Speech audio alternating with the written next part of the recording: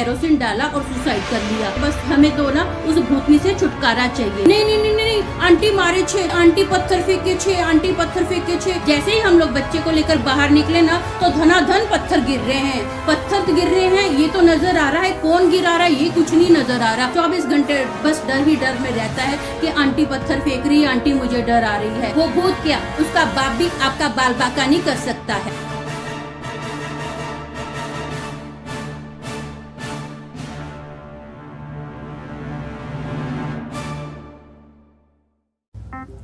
Mouth public city से मैं 2 ही दिन में अपने एरिया में बहुत फेमस हो गई। मैंने कल ही दूसरा केस सॉल्व किया है जो आपके साथ अभी शेयर कर रही हूँ। यूट्यूब की ऑडियंस, आपको क्या हो गया? आप अभी तक समझे नहीं कि मैं कौन हूँ? खैर, हेलो दोस्तों, मेरा नाम अमन है। मैं आप सभी का मेरे YouTube चैनल कहानी रंगमंच में स्वागत करती हूँ। उम्मीद करती हूँ कि आप सभी अच्छे और स्वस्थ होंगे।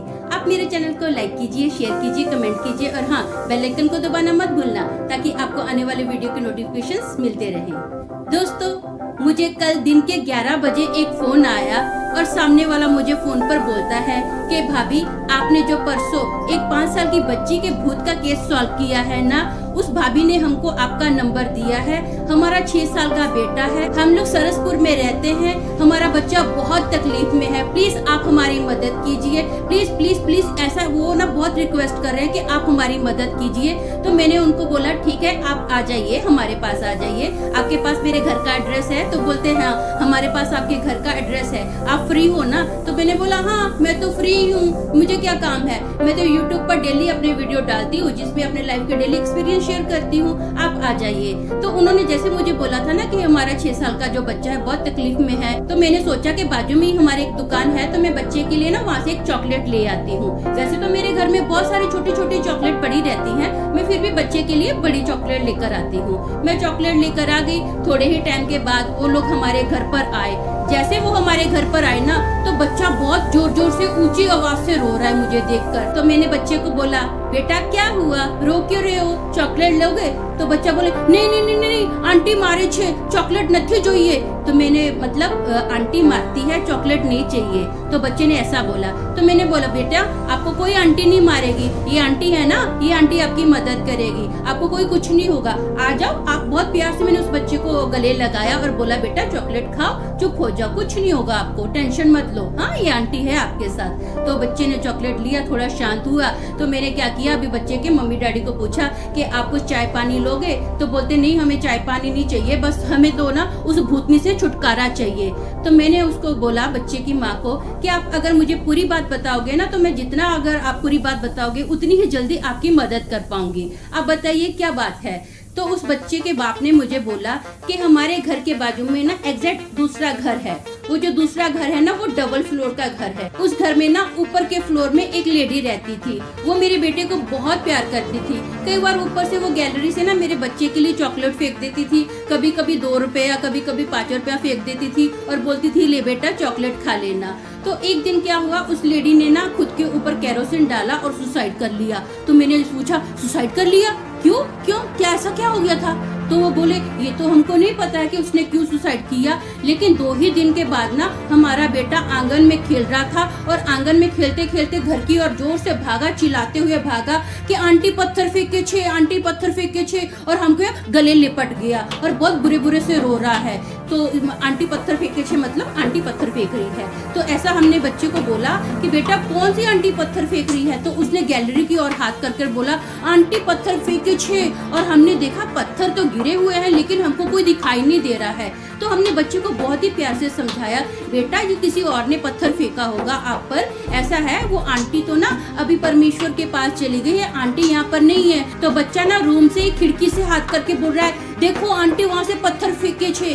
हमने देखा कुछ भी नजर नहीं आ रहा है। तो बच्चा बोल रहा है, जल्दी जल्दी खिड़की बंद करो, जल्दी जल्दी सारे दरवाजे बंद कर दो। हमने खिड़कियां भी बंद कर दी, दरवाजे भी बंद कर दिए। हमारे बच्चे को ना बहुत बुरे से बुखार आ गया। अगले दिन हमको बच्चे को ना डॉक्टर के पास लेकर जाना था। जैसे ही हम लोग बच्चे को लेकर बाहर निकले ना तो धनाधन पत्थर गिर रहे हैं, पत्थर गिर रहे हैं। ये तो नजर आ रहा है, कौन गिरा रहा है ये कुछ नहीं नजर आ रहा। बच्चा फिर से चीख रहा है, आंटी पत्थर फेंके छे, आंटी पत्थर फेंके छे, और हमारे गले लग गया है। अभी हम डॉक्टर के पास गए हैं, डॉक्टर को बताया कि ऐसा ऐसा प्रॉब्लम है। डॉक्टर ने बुखार की दवाई दी तो हमको किसी ने बोला ऐसा करो, इसको ना एक बाबा के पास लेकर जाओ। हमने एक क्या 10 बाबा बदल लिए, हमारे बच्चे को कोई फर्क नहीं आया।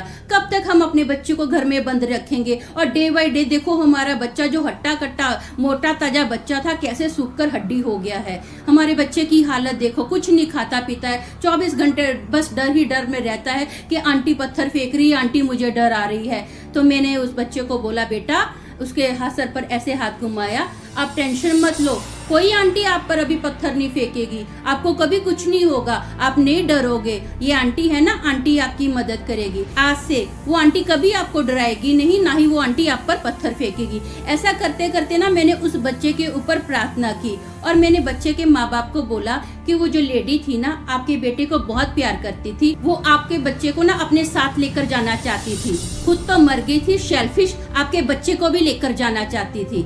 आप टेंशन की बात नहीं है, आपका बच्चा एकदम सेफ है, आपके बच्चे के ऊपर परमेश्वर का हाथ है। अब ऐसा कीजिए, मैंने बच्चे के फादर को बोला कि बाजू में ना एक दुकान है, वहाँ से आप नारियल का तेल लेकर आइए। वैसे ही जैसे उसके फादर को समझाया था, वो दुकान पर गया, नारियल का तेल लेकर आया। तो मैंने क्या किया, नारियल के तेल पर प्रार्थना की। मैंने बच्चे के ऊपर, बच्चे की माँ, बच्चे के बाप के ऊपर वो तेल लगाया और बोला कि ये घर पर ना ऐसा कीजिए, चारे कोनों पर ये नारियल का तेल लगा दीजिए।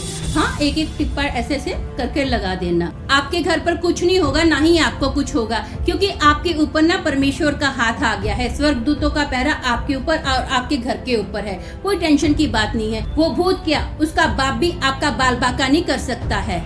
आपको कोई डरने की जरूरत नहीं है। आप खुशी खुशी अपने घर पर जाइए, आप एकदम सेफ हो।